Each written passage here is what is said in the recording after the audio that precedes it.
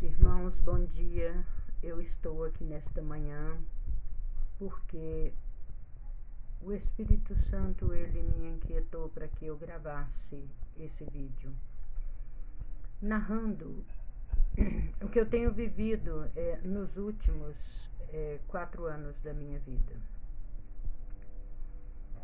Após um socorro de oração que eu dei a uma irmã de sangue por um problema de saúde que ela estava, uma pedra nos rins, um cálculo,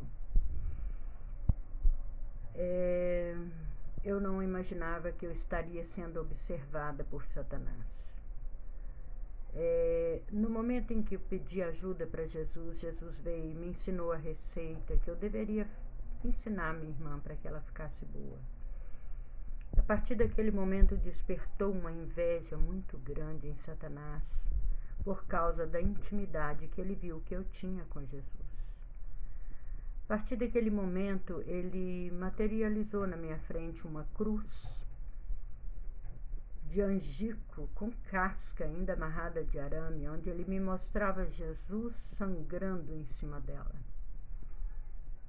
E ele me perguntou se eu amava muito esse Jesus. Eu disse que sim. E ele disse: então vamos ver se você aguenta o tranco. Eu disse: até na hora da morte, se for preciso. Só que eu não deveria ter dito isso, porque eu não devo satisfação para Satanás, assim bem como vocês também não. Não devemos aceitar afrontas de diabo. Naquele momento, o que eu teria que ter dito a ele seria: amo sim o meu Jesus, quem me justifica é ele, e não te devo explicação nenhuma, diabo. Cai fora. Mas eu respondi que eu amaria até na hora da morte, se preciso fosse, porque eu me senti ameaçada por ele e me senti brava com ele, né? Então eu quis afrontá-lo. E a partir do momento que eu disse que até na hora da morte, se for preciso, eu aceitei o desafio dele. Só que ele achou que ele ia me matar. Porém, ele se esqueceu. Ele pensou, por eu não ser evangélica, por eu não ser crente, por eu não estar em igreja nenhuma, nem em culto nenhum, apenas orava em casa e ainda tinha vícios de cigarro e bebida, que ele poderia me matar facilmente, né? E me manipular, fazer de mim o que quisesse, porque na verdade aquilo era o início de uma grande trama de magia negra que foi lançada sobre mim.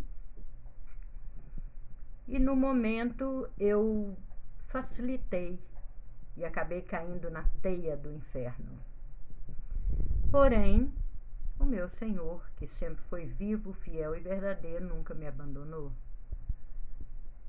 Ele, mesmo que eu estivesse ainda em erros, eu sempre caminhei nos caminhos dele, na minha mente, no meu coração, sempre fui uma pessoa de bem. Sempre guardei a palavra dele em meu coração, na minha mente, na minha boca. Sempre dei socorro aos necessitados com muito amor, porque sempre vivenciei a palavra do Senhor. Sempre busquei a palavra do Senhor, mesmo que eu não estivesse dentro de templo feito por mão de homem, eu sempre me fiz um templo vivo do Senhor. E ele sempre, o céu sempre foi o meu altar e a terra o estrado dos meus pés. Então, eu sempre andei com Jesus e ele sempre esteve comigo. E a prova viva disso é que eu sobrevivi a uma batalha espiritual contra Satanás. Ele tentou me matar por esses últimos 4 anos da minha vida. Ele não estava sozinho, claro que não, ele tem os seus discípulos e teve também quem financiasse esses discípulos, para que eles pudessem trabalhar dia e noite para me matar. Porém, o Senhor, que sempre é fiel aos seus servos, a quem o ama, ele me constituiu filha dele. E isso não é porque eu era evangélica, porque eu era espírita, ou porque eu era aquilo, não.